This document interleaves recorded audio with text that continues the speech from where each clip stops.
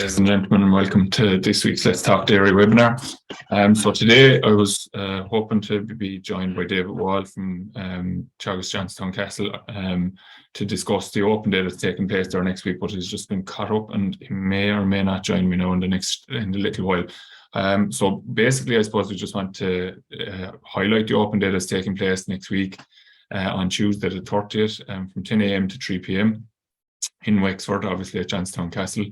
And I suppose it's going to focus very much on the environmental side of things. Like obviously all the other open days, we focus very much on I suppose the environment is still an important piece of it, but it's probably a little bit behind the production side of things, or it's underneath the production side of things. So I suppose next week we're going to actually focus on the environment piece. And we're not going to forget about the production piece either, because it's very important that we emphasize that people can be sustainable, environmentally sustainable and so forth, and still actually be profitable. And that's a key element of the whole sustainability journey. I suppose there is a perception out there that we have to reduce performance, and performance will fall and output will fall potentially because of changes that have to be made. As it currently stands, the plans that we have in place will be trying to maintain production and, if anything, maybe slightly increase it, but do it in a more environmentally sustainable way, in such a way that we can continue to retain the level of output that we have, but not have the same impact or the perceived impact that might be there on the environment. So I'll just very briefly show the background for this today. So just go full screen. So the topic of it is farming for a better future. So technologies for today and tomorrow. And as I said, it's taking place on next Tuesday, the 30th of August from 10 a.m. to 3 p.m. Now, there is a request that people would book in, but attendance is free. It's only just, I suppose, to have a handle on numbers and to be sure that we're going to cater for everybody's needs, I suppose, in terms of availability of parking, etc., etc. So I suppose what's interesting from my perspective, I suppose, here is that in Johnstown we have the ability to showcase both the dairy and the beef, because there are dairy and beef herds on those farms. We don't have that facility, I suppose, on the other farms, where dairy obviously in Moore Park, sheep obviously in Athenry, and beef in Grange. Then so they're probably standing in their own on their own 2 feet in each case. Johnstown, I suppose, is obviously well known for being to the forefront in terms of environmental research and soil science in particular. And you can see the castle obviously in the background as well. So if people wanted to take in a trip to the castle maybe as well, they could do that. So what's going to actually be covered on the day, I suppose, the key elements that are going to be looked at is the technologies that people have available to them currently that they will be able to make use of into the future. So there's a lot of talk about multi-species swards, and Johnstown is probably the farm that has the most information in relation to multi-species, with their probably in their 3rd year approximately at this stage, and possibly going into their 4th year of using multi-species on the farm there now. So Aidan Lawless, farm manager there, will be on some of the stands, and obviously other researchers such as John Finn, who's been very much involved in that, will be available as well to talk about the multi-species side. And yes, we have moved to incorporate multi-species onto the Curtains Research Farm, but as I said, Johnstown is to the forefront in terms of the amount of ground that they have under multi-species and the amount of time that they've actually been managing both a winter and a spring milk herd under multi-species. Obviously, grass clover is something that we are promoting very strongly. I suppose that in regards to multi-species, there are definitely benefits being seen potentially from them, but as to how they operate in the systems trial, we're currently testing those, I suppose, in the current system, in the Curtains system. And grass clover is a very well proven option in terms of solid head, has working very successfully with it. And obviously we've had a section of the Moore Park farm has been very actively researching clover with a good number of years, and now more and more of those farms are going into grass clover scenarios. All our research farms moving towards higher levels of grass clover than they would have had in the past.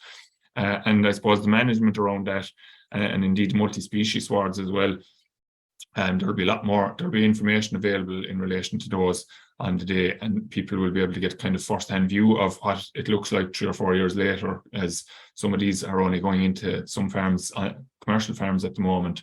and obviously people haven't a real maybe a handle on what they're going to do with them or how they need to be managed in order to maintain them. I suppose the big question mark around the multi-species in particular is will they survive the grazing management that we have in Ireland? And I suppose the suggestion would be from abroad that if we manage them in the same kind of 18 to 24 day rotations that we tend to operate through the summer here, that the chances are they're going to die out because they're not suited to that type of scenario. So there may be scope to, I suppose, different varieties may slot into the management system here, or maybe we might have to adjust the management system here to adjust to them. Now, the preference would be that we would be maintaining the management system that we have, and that we would be maybe getting varieties that would be more resistant to the type of grazing management that we have here maybe, and still obviously giving the potential benefits that they're offering in terms of rooting structure and some drought resistance, which is obviously a very pertinent issue in some areas of the country at the moment. Coming back then to, I suppose, things that we can do very rapidly in relation to fertilizer and slurry technologies. We will be looking at, there'll be demonstrations as well in relation to dribble bars and trailing shoes, etc. And I suppose the other one, the big one that's probably out there that people probably want to talk much about is actually calibration fertilizer spreaders. There's a lot of talk about GPS, etc. And GPS will work fine, but if the fertilizer spreader isn't calibrated, it's obviously going to still spread incorrectly. So calibrating fertilizer spreaders for the products that are being used. So again, looking at the protected urea scenario, spreads differently to your straight urea and differently to your compound fertilizers, I suppose. So setting up your spreader for that. And also, I suppose, looking at maybe spreading lower rates and how that works and what's the best way to go around that. Obviously, fertilizer impacting and the type of fertilizer impact on grass growth, something that we've talked about here on numerous occasions, obviously saying that the research is showing that there's no impact in terms of fertilizer type, but there's significant impacts in relation to gaseous emissions by changing the type of fertilizer that you're using. And that obviously there are some issues maybe cropping up around some of those that people may be able to ask or will be able to ask questions about on the day. And then obviously as well, I suppose the role of slurry and fertilizer in terms of grass quality, grass growth, carbon sequestration, and obviously soil health as well. So worm counts and basically just making sure that we have a good healthy soil to help grow high quality grass to feed the stock. And that's going to be the thing that's going to underpin the production of farm systems into the future, is our ability to continue to try and maintain high levels of growth while using less chemical fertilizer and actually making better use of slurry and so forth as well. So there's trial work done in relation to the management of slurry and the use of slurry, and all that will be available on the day. And I suppose very timely, I suppose, in terms of biodiversity and water quality as we move into the hedge cutting season, which will start on I think is it next Thursday? This day week actually, which will be the 1st of September. So a hedge cutting season will start again at that stage, and it will be a legitimate time frame for people, or will be legal for people to start cutting hedges at that stage. So there will be practices that are going to help to improve on-farm biodiversity. So I suppose just how you manage your hedges, and there will be a demonstration in relation to how you manage the hedge in order to make sure that it does what you want it to do in terms of becoming quite a strong stock-proof piece of biodiversity, I suppose, but also having biodiversity in terms of the life that it can actually support, I suppose, in terms of seed going to flower, berries that it produces over the course of the winter, and supporting wildlife, and how we can manage the hedges in order to do that. The other element of the water, I suppose, the biodiversity and the water quality is the ASSEP programme. So the ASSEP programme advisors will be on hand to discuss practical methods around protection of water quality and explain to people the different practices that may be being implemented currently, or the timing of applications and how that impacts on water quality, and why we need to be conscious of what we're doing and when we're doing it, especially around the closed periods and before and immediately after the closed periods as well, in relation to risk of nutrient losses and so forth.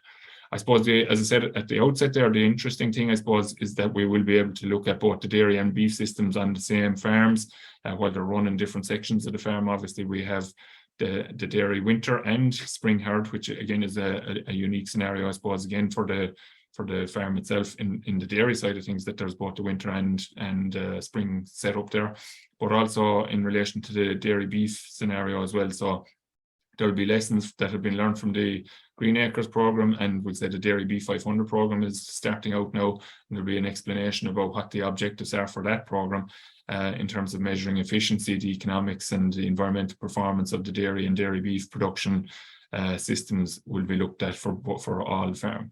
And Signpost, obviously, which you should be well familiar now at this stage, which is, I suppose, the flagship, I suppose, to lead the program of environmental change at farming at farm level, I suppose, and that will be explaining how it's operating and what the objectives are for the program, to try to obviously look, the objective of that program is to increase the water quality, or to improve water quality, reduce gaseous emissions and improve biodiversity, but creating a more profitable and sustainable farming system, will say, through reduction of costs maybe associated with the changes that will be implemented, and by hopefully maintaining output and so forth, we can continue to create the level of output and maintain farm profitability as a result of it. Okay. And then for finally, I suppose the Teagasc advisory and education people will be there, but the other attraction, I suppose, for people will be to see the machinery demonstration. This is always something that comes up when we're talking about different angles or different ways that products and equipment are being used. So I suppose there's a lot of talk in the last number of last 2 years, I suppose, around the oversowing of clover, etc., and how does that get done, and a lot of focus on the methods, maybe, which maybe sometimes is the wrong idea, but on the day we'll be able to demonstrate the different methods that can be used for oversowing. We'll also be looking at slurry application technologies, which will not be different, or will be not new to some people, but I suppose just even the explanation about how they are operated. There are some little nuances around the operation of trailing shoes, etc., in terms of maybe faster ground speeds in order to apply the same rates, and that if we're going slower, we're actually applying heavier rates. So the rate of application is important, obviously, from a water quality point of view. And from that point of view, then the machines will be demonstrated. And then coming back to the last piece of the jigsaw, I suppose, the chemical fertilizer. So while there's downward pressure in relation to chemical fertilizer, and we want to reduce the amount of it that is being used and still operate to a very high level, the amount, or what is being applied, is going to have to be applied correctly. So the two options around that, I suppose, in terms of making sure that it's applied correctly, is that GPS will obviously offer huge advantages in terms of, but the way I've seen it always is that quite often, if farms aren't mapped, and if you talk to the mapping companies that are out there, they will readily tell you that on a full farm scale, you could have anywhere between 10 and 15% of the farm removed in terms of actual grazable area because of ditches and roadways around farms. So that means that quite often people are actually spreading 3 bags to the acre, or 3 bags to a 3 acre paddock, thinking that they're applying a bag to the acre, when they're actually maybe there might only be 2.5 acres in the paddock because of roadways and ditches being taken from it. And that means that there's extra nitrogen being applied there, or extra chemical fertilizer being applied there, and equally so in relation to the organic manures as well, that there's more than what you're expecting to apply being applied. And obviously, look, in extreme cases, if it was quite a large field, you could end up with a very high application rate, maybe relative to what you're hoping to do. And if that comes at a vulnerable time of year, not so much of an issue maybe throughout the summertime, but maybe around the close periods, as I said, on the shoulders of the year, then there's a risk that there could be maybe excess nutrient applied, and as a result, that nutrient can actually disappear into water and appear in a wrong place, such as an estuary, which is going to have an impact in terms of the farm's ability to continue to farm at the level that it's farming at in the future. So actually, while we talk, and there is downward pressure in relation to stocking rate and so forth, there's a lot of little things that if people are very conscious of them and aware of them and actually practice them on their own farms, and everybody practices them, that's probably the key thing, that everybody engages with this and carries it forward, then we could actually have, or we can have, an impact in terms of water quality. And I suppose the biodiversity is the other thing that we can, we need to get that message out there around the sharp back and sides, as they say, call it, on the hedgerows, and that the hedgerows are managed in order to allow them to grow up. A 3-year process of not cutting them necessarily every year, And again, look, people will have questions around what's allowed and not allowed in terms of maintaining fence lines and so forth like that. And there's a good opportunity to ask those questions next week. So we would encourage people to attend. As I said, there is a request that people would maybe book in. And I know some people in some parts of the country, people are under pressure in terms of having to feed silage and so forth at the moment, something that we'll pick up on next week and next week's webinar. So a challenging time when it should actually be quite a quiet period of time. So unfortunately, it could make it difficult for people to attend. But if you can try to organise maybe somebody to fill in the gap for you, or maybe that you wouldn't have to be back for evening milking, from the dairy perspective, that would make it it would be a wise decision to head down to Johnstown next week to just familiarise yourself with what you're going to have to engage with into the future in order to make your farm a more environmentally friendly and sustainable operation. And as I said, it's very, very important. I think it's a key thing from my perspective as an advisor and dealing with farmers down through the years.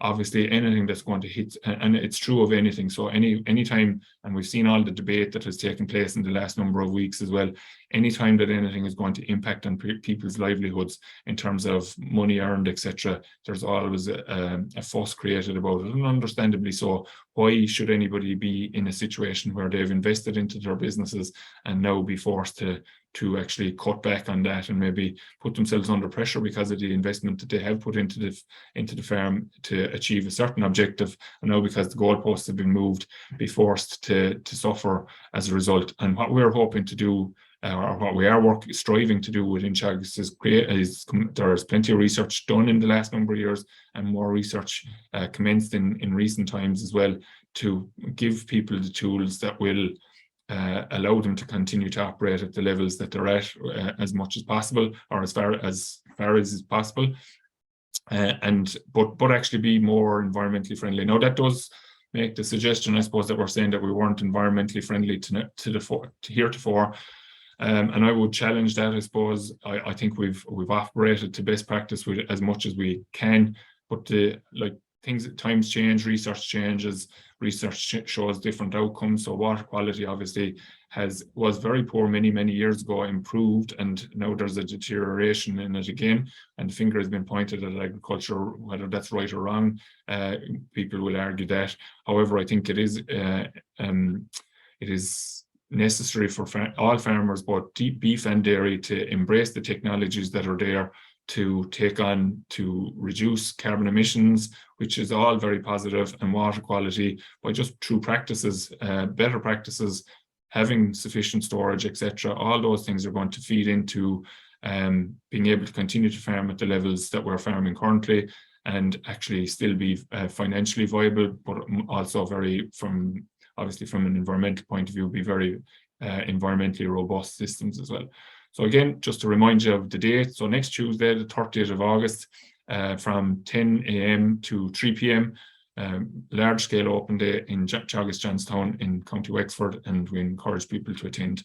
In the meantime, I suppose, as I said, next week I'll focus on maybe dealing with the build-up of autumn covers. We spoke about it last week, and it's depending on where you are in the country, speaking to different advisors around the country, this isn't going to be an issue for some people, but it's a significant issue for the south and east of the country at the moment, that we're actually, in a lot of cases, probably sub 500 in terms of average farm cover. Cover targets for 1st of September gone, cover target for the middle of September potentially gone as well. So having to set out our stall to try to hopefully achieve a cover on the farm where we would like to be maybe at the 1st of October, assuming we'll get rain in the next week or a fortnight. Not looking positive for the rain's perspective at the minute for the next week either. So challenge ahead in terms of what people are going to have to do to try to make sure that we can keep some grass available to cows for as long as possible, but also balancing the books in terms of the winter diet, and making sure that we will have adequate silage on farms and so forth through the winter period, and not forgetting that we could get a difficult spring potentially as well. So no point in robbing Peter to pay Paul. People will maybe have to make some decisions around what they're going to do. So we'll cover that topic next week. Thanks for tuning in today. Wish you well for the coming week, farm safely and so forth. And as I said, I encourage people to attend the open day next week at Johnstown. So thanks for tuning in. Take care for now. Bye-bye.